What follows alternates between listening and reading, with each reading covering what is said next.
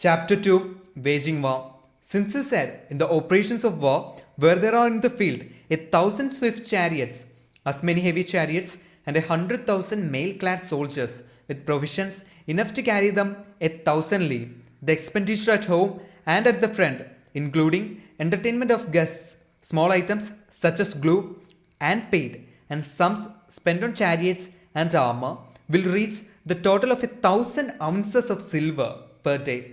Such is the cost of raising an army of 100,000 men.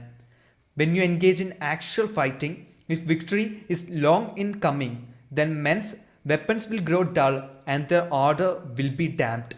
If you lay siege to a town, you will exhaust your strength. Again, if the campaign is protracted, the resources of the state will not be equal to the strain.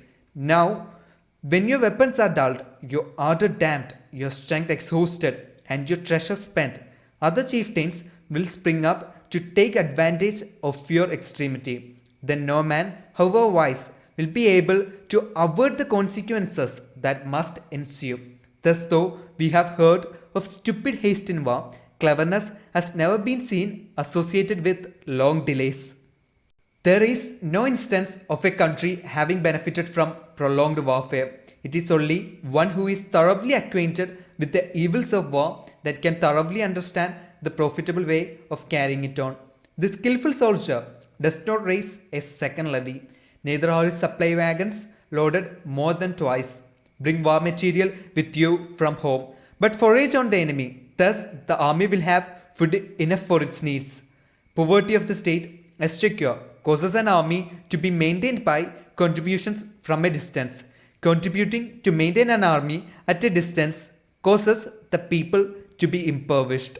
On the other hand, the proximity of an army causes prices to go up, and high prices cause the people's substance to be drained away. When their substance is drained away, the peasantry will be afflicted by heavy exactions. With this loss of substance and exhaustion of strength, the homes of the people will be stripped bare, and the three-tenths of their income will be dissipated, while government expenses for broken chariots, worn-out horses, breastplates and helmets, bows and arrows, spears and shields, protective mantles, draught-oxen and heavy wagons will amount to 4/10 of its total revenue.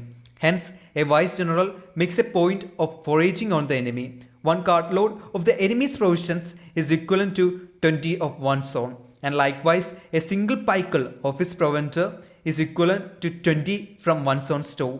Now, in order to kill the enemy, our men must be roused to anger. That there may be advantage from defeating the enemy, they must have their rewards. Therefore, in chariot fighting, when 10 or more chariots have been taken, those should be rewarded who took the first. Our own flags should be substituted for those of the enemy, and the chariots mingled and used in conjunction with ours. The captured soldiers should be kindly treated and kept. This is called using the conquered foe to augment one's own strength. In war, then, let your great object be victory, not lengthy campaigns.